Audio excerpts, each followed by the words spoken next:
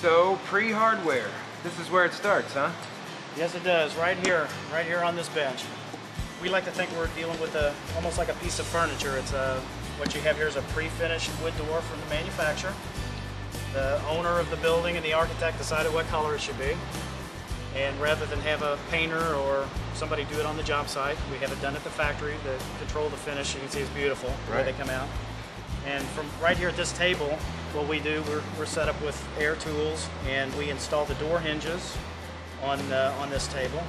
And we've got little high-tech holders to keep the hinges from flopping around. Some people call them rubber bands. From here, the guys are able to put it on, and as we work our way down through to the next tables, we put on the rest of the hardware, whatever's required on this particular opening on a project. The opening is, the architect will decide what goes on every single door on a project, and it's our job to see that it gets there. So, for example, and some of it's pretty complicated stuff. Door closers, for instance, is one of the items that people do on the job. Everything's over their head, but we're able to do it here on a table, laying flat, use gravity to hold the closer down. And if you're on a job site, in the box, you'll get a paper template. And the manufacturer does it that way because it's cheap. And the guy out in the field has to tape it to the door or whatever that he's going to do out in the field, even if he reads the instructions. You know, we don't do that often. But what we do, we're able to do, and we have all kinds of manufacturers' templates made up. So we have consistency every single time in these little plastic templates, and they are made specifically for individual product. We're able to slide them over the door.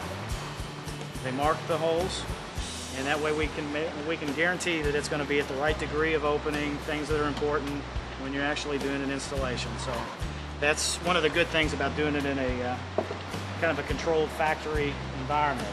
As you can see on this door, we also put the glass in, or have the glass come from the manufacturer, which normally it's normal that you have a glazing contractor who will come out in the field and do it, but we can do it and save money by doing it actually in the factory in a controlled process, and it comes in already glazed.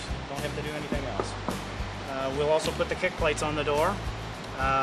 It's a lot easier to do it when you're using gravity to hold the kick plate down. Right. And we're able to control where it is on the door. We've got little jigs that hold it in place. And as it goes down, we add whatever pieces of hardware are required.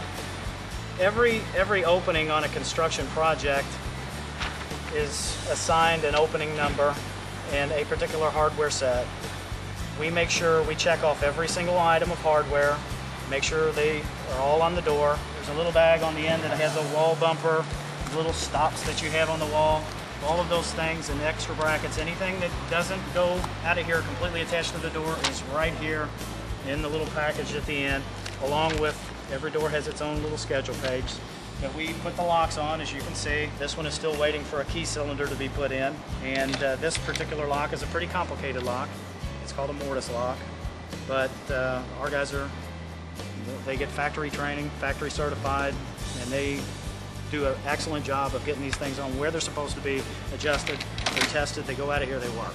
So this door and all the other doors with it will go to a specific location in your project, and you don't have carpenters lying on the floor and masons and plumbers stepping on top of them while they're trying to do what they try to do.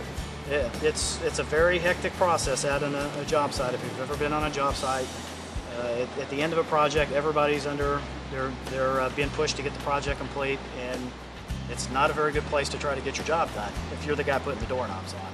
Seems like this would help guys out in the field out a whole bunch. They love the program, absolutely. So, Scott, big stacks of doors. Yes, big stacks of doors. We love big stacks of doors. All these stack of doors are going to a nice project for us. This is kind of the staging point to get them ready to go out of the warehouse area and head to the job site.